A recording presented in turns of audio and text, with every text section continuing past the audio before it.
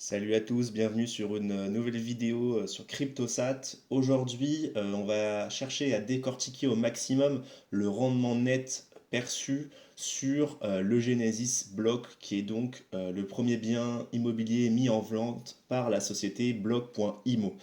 Cette vidéo, elle répond à vos inquiétudes que j'ai pu ressentir à la fois sur des messages privés, mais aussi directement sur le Discord de Block, puisque ici, euh, Block va prélever une première commission avant l'acquisition du bien, et donc le rendement qui est affiché de 5,53%, ça va pas être réellement le rendement que vous allez toucher par an.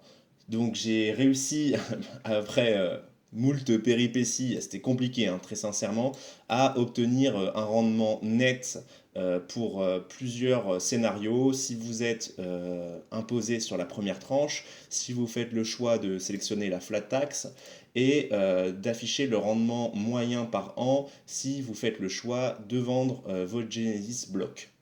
Voilà, c'était compliqué, hein, très sincèrement, j'avais l'impression de ressembler à la fin au mec de la soupe aux choux.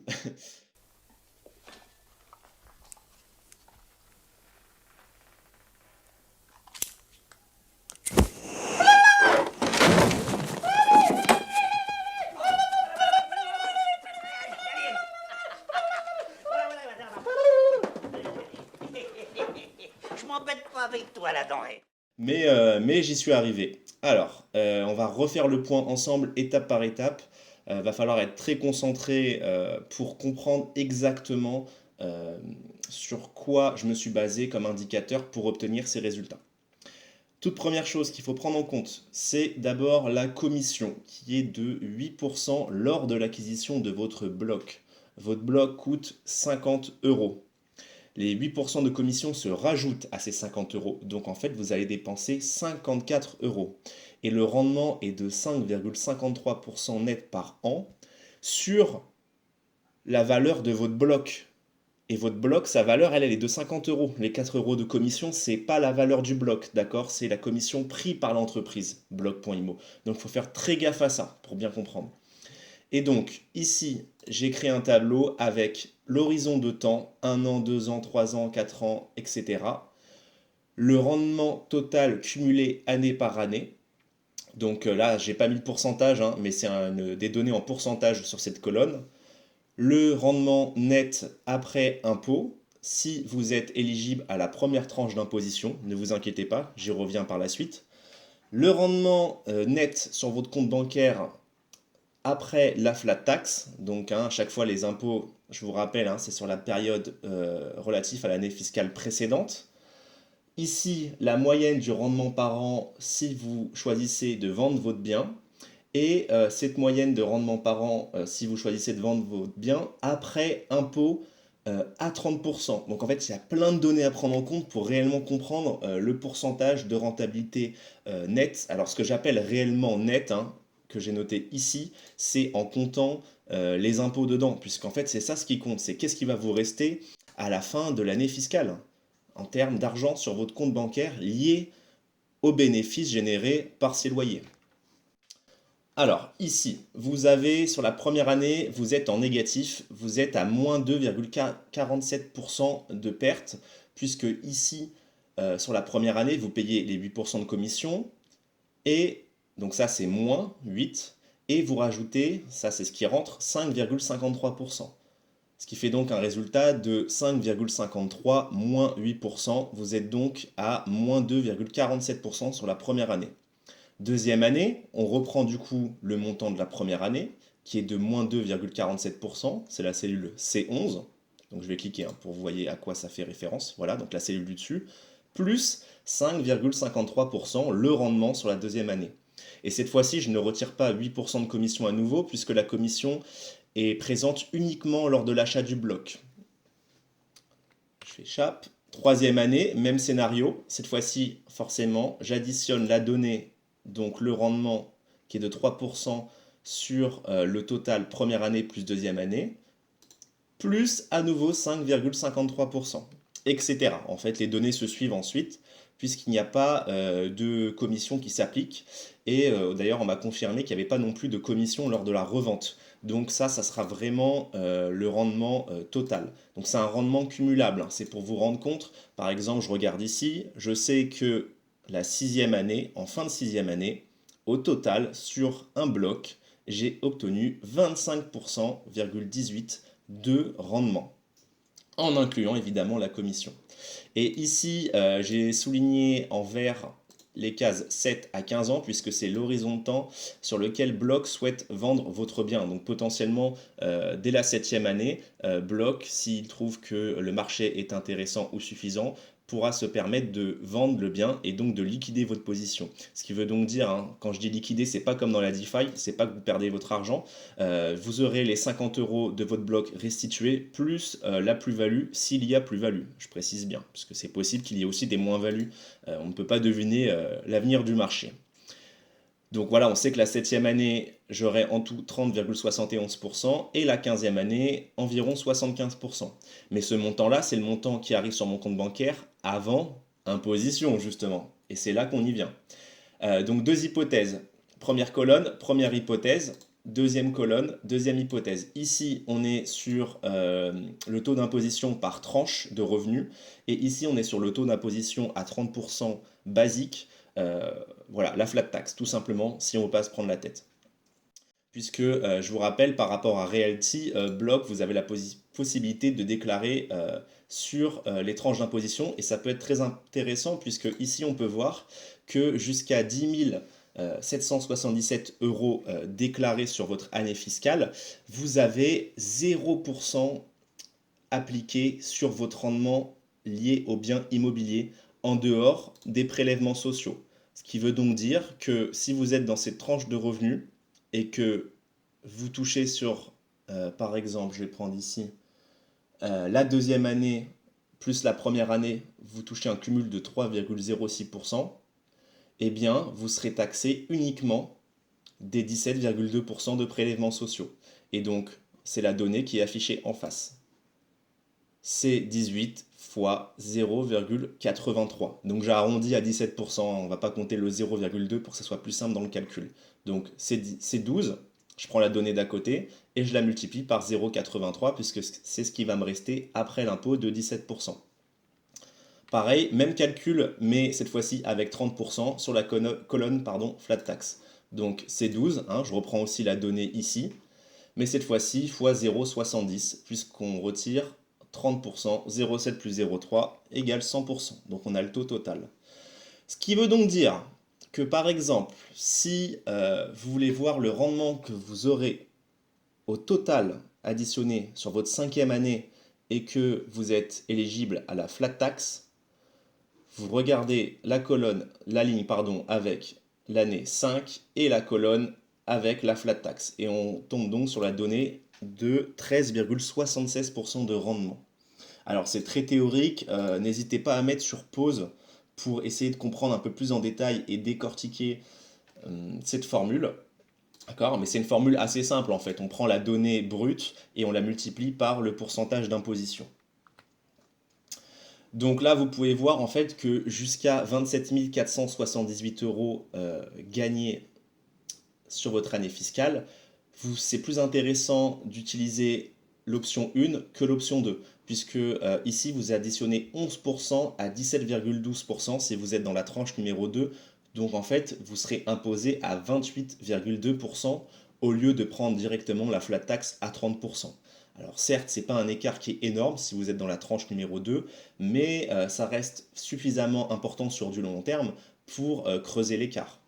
D'ailleurs, j'ai fait le choix de prendre ces deux options au lieu de prendre 1, 2, 3, 4, 5 plus la flat tax, 6 options, puisque c'est les deux qui sont le plus revenus, étant donné que j'ai vu que dans la communauté, il y avait pas mal d'étudiants. Donc j'estime que les étudiants en général sont plutôt dans cette tranche de revenus, avec un job à côté en parallèle de la fac. Et la flat tax, puisqu'il y en a certains qui ne veulent pas se prendre la tête, c'est ce qu'il y a de plus simple, d'accord.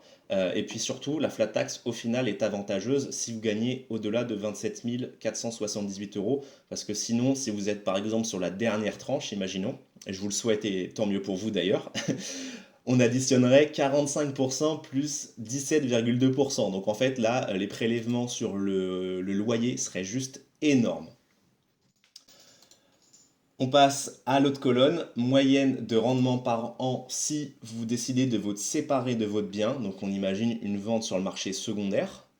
La première année, si vous vendez au bout de 12 mois votre bien sur le marché secondaire, vous aurez donc généré 5,53% de bénéfices et 8% de déficit. Donc vous aurez un rendement négatif de 2,47%. Cette colonne ne change pas des autres. La deuxième année, si vous le gardez une deuxième année, on fait en fait la moyenne de moins 2,47% plus 3,06 divisé par 2. Alors non, je me trompe. Qu'est-ce que c'est dans la formule? C'est 12.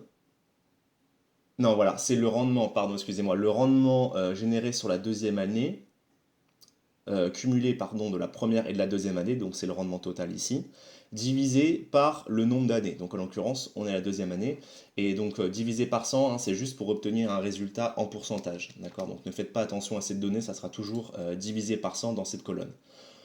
On obtient donc un rendement en tout sur le loyer de 1,53% si vous vendez au 24e mois, puisque à chaque fois, hein, quand je parle deuxième année, c'est fin de deuxième année.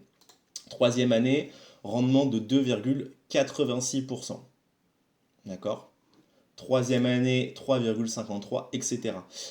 Septième année, on va refaire un exemple. Je clique ici, je sélectionne. Donc ici, c'est le pourcentage cumulé de ma première jusqu'à ma septième année.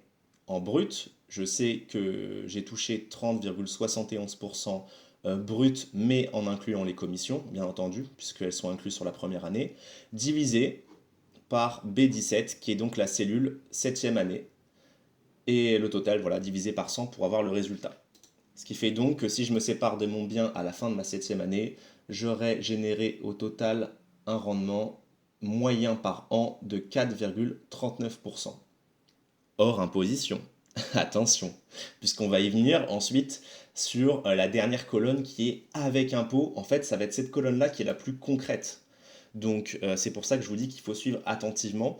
Je vois que ça fait déjà 11 minutes que le compteur tourne, donc j'ai essayé d'accélérer un petit peu, mais en même temps, je veux aussi prendre le temps pour éviter les incompréhensions.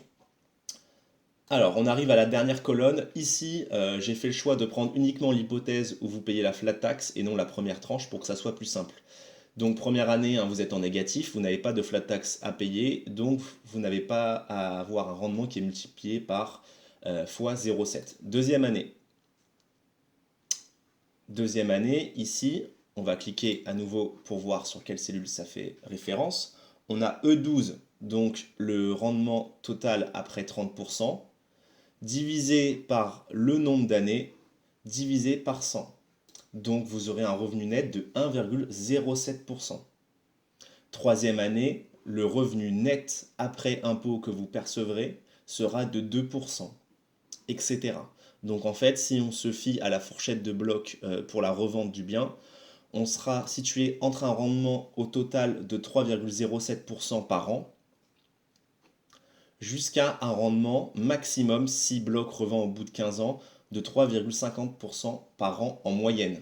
D'accord? Donc en fait, c'est un lissage du prix sur 15 ans. On sait que sur 15 ans, je gagnerai en moyenne 3,50%. Même si sur la première année, je suis en négatif, comme sur les autres années, je suis en positif, ça va compenser et ça va de plus en plus tendre pour se rapprocher de ce rendement théorique, même si on ne l'atteindra donc jamais. C'est une courbe, alors j'ai plus exactement le terme, justement, c'est l'opposé de l'exponentielle, bref, c'est une courbe qui monte très vite, puis qui tient à se stabiliser vers, en l'occurrence, 5,53%.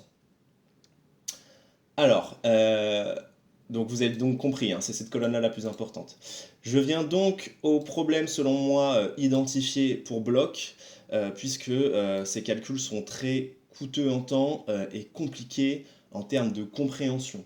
Donc dans un premier temps, le problème que j'identifie ici par rapport à des plateformes concurrentes, c'est la complexité pour obtenir le yield réel que vous percevrez après impôt par an. Le deuxième problème, c'est la faible liquidité que ça va engendrer sur le marché secondaire, puisqu'en fait, lorsque vous êtes sur le marché primaire et que vous achetez votre Genesis Block directement auprès de l'entreprise, vous allez dépenser 54 euros. Donc vous serez, comment dire, vous serez d'accord pour céder votre Genesis Block sur le marché secondaire au même prix. Jusque-là, on se suit.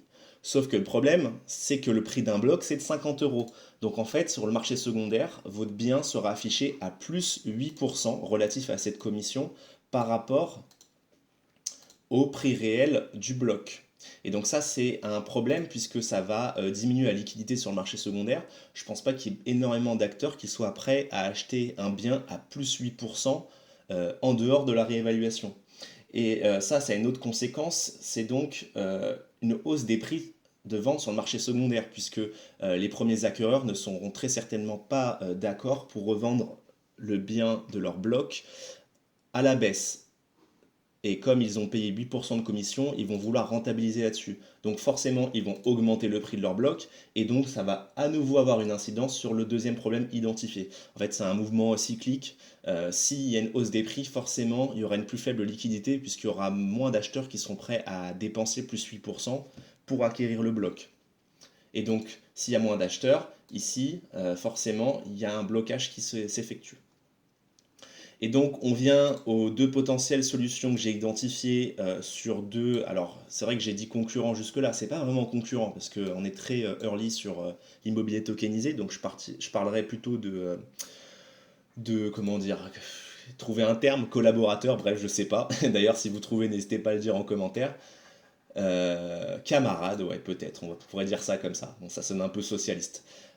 Ici, une solution, la solution Realty. En fait, Realty ne prend pas de commission lors de l'achat de votre Real Token, qui est relatif à votre Genesis Block. Mais ici, donc là, vous avez un détail de l'achat d'un des biens de Realty, qui est le dernier. Donc, c'est la propriété Cadieux qui est actuellement en réinvestissement. Ici, ça, donc on est en dollars, parce que c'est le marché américain. On est à 315 000 dollars de loyer par an. Et en fait, vous voyez qu'ils ont inclus dans leur calcul de pourcentage les 2% prélevés par la plateforme Realty. Et donc, le pourcentage de 9,80 qui est affiché par an est le pourcentage réel, puisqu'il n'y a pas de frais qui s'appliquent en plus. Ça permettrait de fixer le prix du bloc à 50 euros et ça permettrait d'éviter le calcul que je viens d'effectuer sur mon grand tableur pour chaque acquéreur. Deuxième possibilité, ici on est sur le système d'Atoa. Atoa a fait le choix d'appliquer une commission lors de l'entrée sur votre, alors je n'ai pas le terme parce que je ne suis pas du tout sur Atoa, mais on va dire votre bloc Atoa. Et la commission est comprise dans le rendement locatif net affiché. Donc en fait, ça fait baisser le rendement locatif net par rapport au rendement locatif brut.